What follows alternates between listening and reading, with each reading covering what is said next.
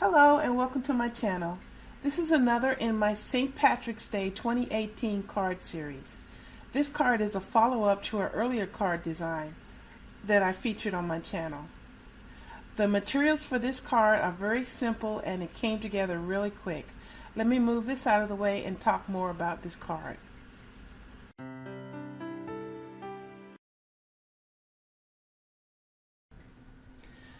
The designer paper that I made in the other video, I created for this card here. I will link down below in the comment section to how to create this card. This was just as easy a card as this one is. And during the process, I ended up with some scraps, and I mentioned that there would be another video showing how to use those scraps. So this is a really easy and quick card. It's going to go together so fast. I know I always say that, but this is really true. And this layout is so simple and adaptable. You can create this design for birthday cards, graduation, whatever you have coming up. Don't look at the shamrocks and the St. Patrick's Day colors and think, well, that's all I can do, because that's not really true. If you watch card videos of other people and look at pictures and get cards yourself, sometimes they can give you ideas of ways that you can adapt designs to something that you want to do yourself. That's the world's your oyster. Never be afraid to try. End of speech. Okay, let me go over the inks that this is going to need today. Let me pull this all in here. So I have my Versafine Onyx Black, my Distress inks, Persimmon, and brushed Corderoy. I'm using 2 Memento inks, Bamboo Leaves, and Cottage Ivy. And I will be using the Versamark Watermark stamp pad because I'm going to be doing a little bit of embossing. So therefore I'm also going to need my embossing buddy.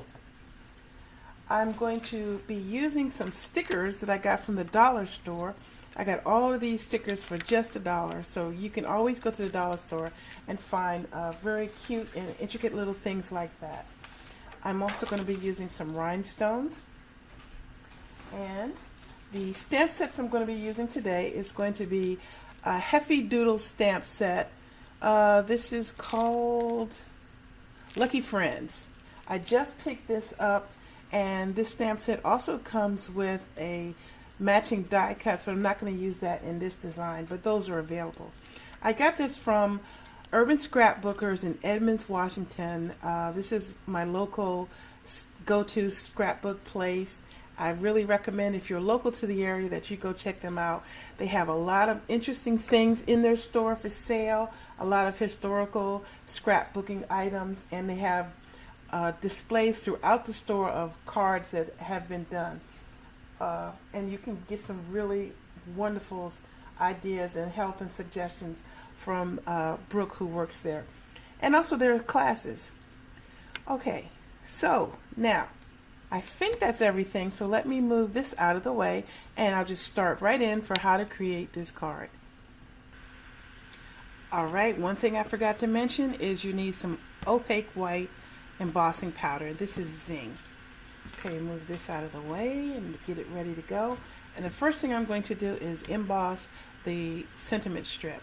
So I'm going to run my embossing buddy all over the top to make sure that there are no oils from fingerprints that would make the embossing powder stick to it. Now that I got a good coverage, I'm going to bring in my stamp and my Versamark. Make sure it's upside right. And just stamp it straight down and straight up and try to get into the center of this strip, and also make sure you get it straight. It looks pretty good. I'll clean that later. And I'm just going to dip this right down into the embossing powder. Make sure I get a good coverage. Flick off the excess, and pretty good. Alright, if you had a couple of stray bits of embossing powder here or there, you could just take a clean paintbrush and just brush it off. And if you didn't see it until after you embossed it, you could take a X-Acto knife and very carefully pick up any of the hard little bits that may be where you don't want them to be. But I did pretty good on this. So now I'm going to heat up my heat gun and go ahead and emboss this.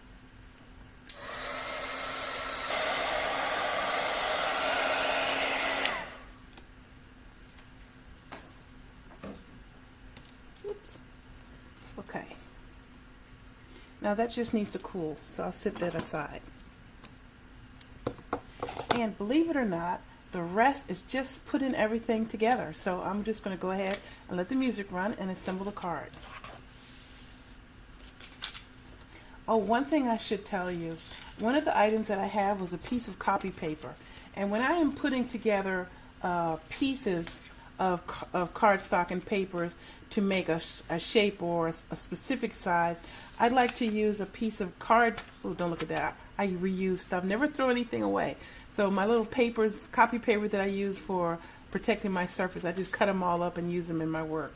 No one will see it, no one will know.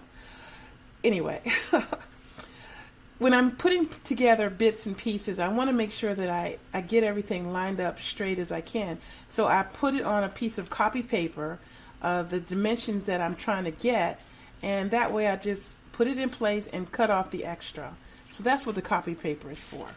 So I just wanted to explain that, because sometimes I forget to explain why there's this extra piece of paper and the fact that it is in fact copy paper.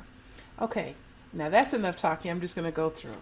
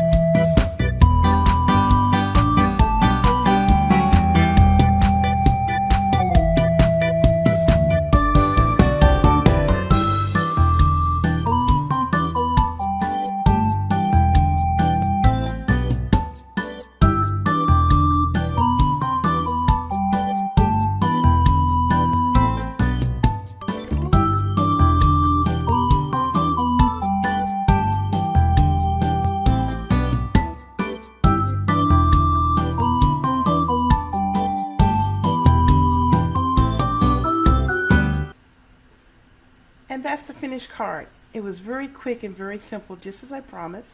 And since I had the extra materials from that card project, I also made 2 additional cards. So I got a total of 4 cards out of these little scraps of paper.